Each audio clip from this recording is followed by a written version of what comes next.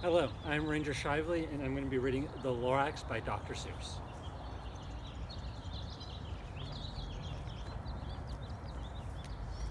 At the far end of town, where the grickle grass grows, and the wind smells slow and sour when it blows, and birds never sing except old crows, is the street of the lifted Lorax. And deep in the grickle grass, some people say, if you look deep enough, you can still see today where the Lorax once stood, just as long as it could before somebody lifted the Lorax away. What was the Lorax, and why was it there? And why was it lifted and taken somewhere? From the far end of town where the grickle grass grows?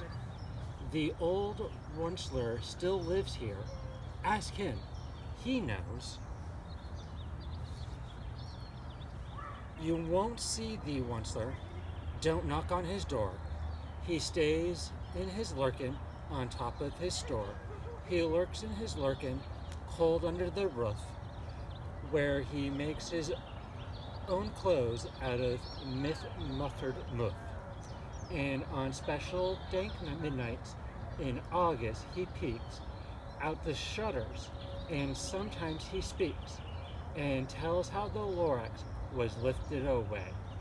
He'll tell you, perhaps, if you're willing to pay. On the end of a rope, he lets down a tin pail, and you have to toss in 15 cents and a nail and the shell of a great, great, great grandfather snail. Then he pulls up the pail and makes a most careful count to see if you've paid him the proper amount. Then he hides what you've paid him away in his snove, his secret strange hole in his glorious glove. He grunts, I will call you by my whisper my phone, for the secret I tell are for your ears alone. Slurp down slurps the whisper my phone to your ear, and the old Wunschler whispers are not very clear, since they have to come down through a snargly hose, and he sounds as if he had a small bees up his nose. Now I'll tell you, he says, with his teeth sounding gray, how the Lorax got lifted and taken away. It all started way back, such a long, long time back. Way back in the days when the grass was still green, and the ponds were still wet, and the clouds were still clean, and the song of the swan's rang out in space, one morning I came to this glorious place, and I first saw the trees, the truffula trees, the bright colored troughs of the truffula trees, mile after mile in the fresh morning breeze. And under the trees, I saw the brown barbaloots frisking about in their brown barn rabaloo suits, as they played in the shade and ate truffula fruits. From the ripulous pond came the comforting sound of the humming fish humming while splashing around. But those trees, all my life I've been searching for trees such as these. The touch of their troughs was much softer than silk, and they had the sweet smell of fresh butterfly milk. I felt a great leap of joy in my heart. I knew what I had to do. I unloaded my cart. In no time at all, I had built a small shop. Then I chopped down a truffula tree with one chop, and with great skillful skill and with great speedy speed, I took this soft tuft and I knitted a need. The instant I'd finished, I heard a gazump. I looked. I saw something pop out of the stump of the tree I had chopped down. It was a sort of man. Describe him? That's hard. I don't know if I can. He was shortish and oldish and brownish and mossy. He spoke with a voice that was sharpish and bossy. Mister, he said with a sneeze, I am the Lorax. I speak for the trees. I speak for the trees, for the trees have no tongues.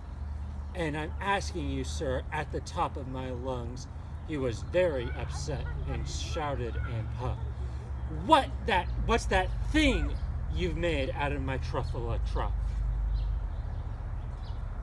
Look, Lorax, I said, there's no cause for alarm. I chopped just one tree. I'm doing no harm. I am being quite useful.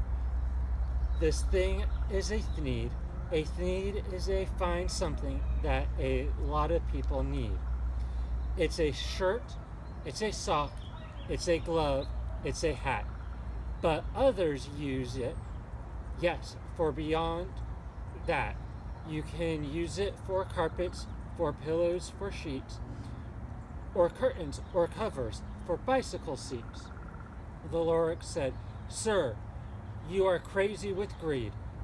There is no one on earth who would buy that fool thneed.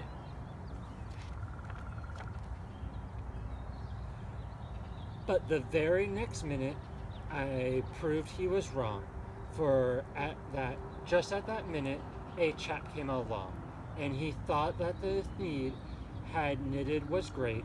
He happily bought it for $39.8. I laughed at the Lorax. You poor stupid guy. You never can tell what some people will buy. I repeat, cried the Lorax, I speak for the trees. I'm busy, I told him. Shut up, if you please. I rushed across the room, and in no time at all, I built a radio phone. I put in a quick call. I called my brothers and uncles and aunts, and I said, listen here. Here's a wonderful chant for the whole Onceler family to get mighty rich. Get over here fast. Take the road to North Nitch. Turn left at Weeham, and a sharp right at South Stitch. And in no time at all, in the factory I built, the whole Onceler family was working full tilt. We were all knitting needs, just as busy as bees, for the sound of the chopping of the truffula trees. Then, oh baby, oh, how my business did grow. Now chopping one tree at a time was too slow. So I quickly invented my super axe hacker, which whacked off 4 truffula trees at one smacker. We were making thneeds 4 times fast as before, and that Lorax, he didn't show up anymore. But the next week he knocked on my new office door. He snapped, I am the Lorax who speaks for the trees, which you seem to be chopping as fast as you please. But I'm also in charge of the brown barbaloots, who played in the shade in their barbaloot suits, and happily lived eating the truffula fruit. Now, thanks to you, your hacking my trees to the ground, there is not enough truffula fruit to go around, and my poor babaloots are all getting the crummies because they have gas and no food in their tummies. They loved living here, but now I can't let them stay. They'll have to find food, and I hope that they may. Good luck, boys, he cried, and sent them on their way. I, the Onceler, felt sad as I watched them go. But business is business, and business must grow. regardless of the crummies and tummies, you know.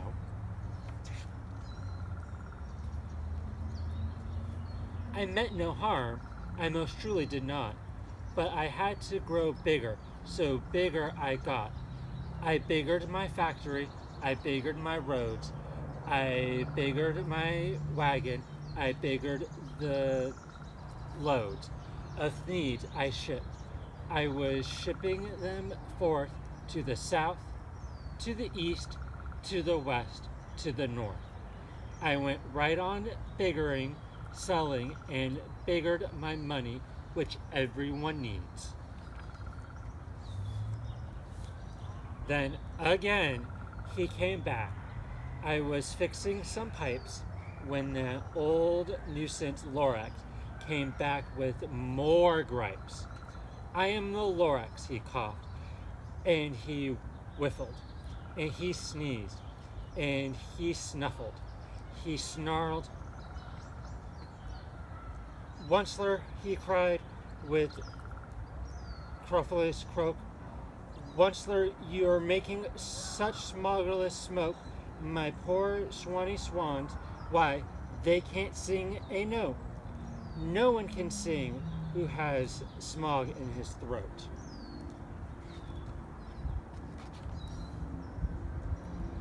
And so said the Lorax, please pardon my cough. They cannot live here, so I'm sending them off. Where will they go? I don't hopefully know.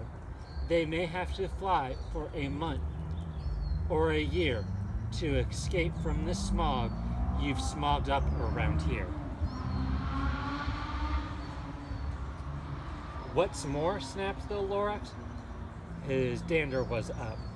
Let me say a few words about the gloopity-glup. Your machinery chugs on day and night without stop, making gluppity-gloop. Also skluppity-sklup. And what do you do with the leftover goo?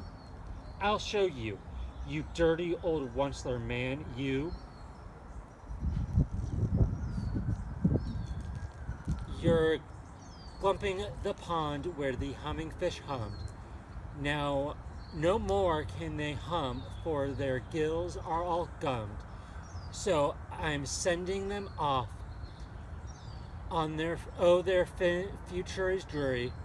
They'll walk on their fins and get woefully worried in search of some water that is not so smeary. And then I got mad. I got terribly mad. I yelled at the Lorax. Now listen here, Dad.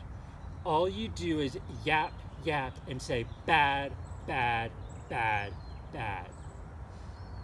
Well, I have my rights, sir, and I'm telling you I intend to go on doing just what I do. And for your information, you Lorax, I'm fidgeting on biggering and biggering and biggering and biggering, turning more truffula trees into thieves, which everyone needs. And at that very moment, we heard the loud whack. From the outside in the fields came the sickening smack of an axe on a tree. Then we heard the tree fall, the very last truffula tree of them all. No more trees, no more thieves, no more work to be done. So in no time, my uncles and my aunts, everyone, all waved me goodbye. They jumped to my cars and drove away under the smoke-smug stars. Now all was left, neath the bad-smelling sky, was my big empty factory, the Lorax and I.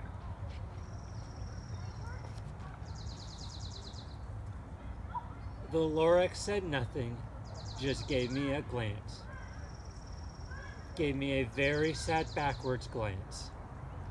As he lifted himself by the seat of his pants, And I'll never forget the grim look on his face when he hoisted himself and took leave of this place through the hole in the smog without leaving a trace.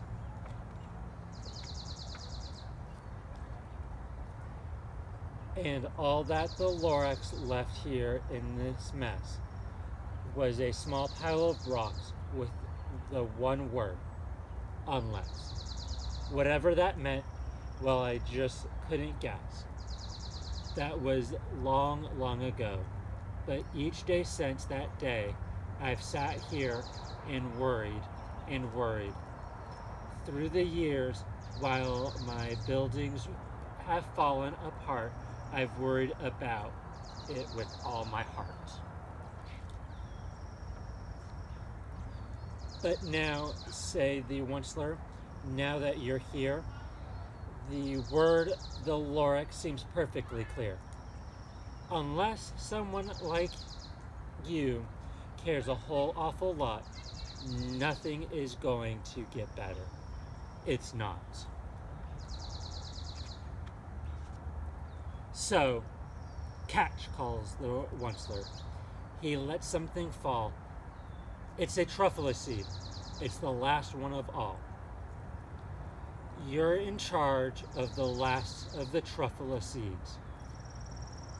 And truffula trees are what everyone needs. Plant a new truffula, treat it with care, give it clean water, and feed it fresh air. Grow a forest, protect it from axes that hack.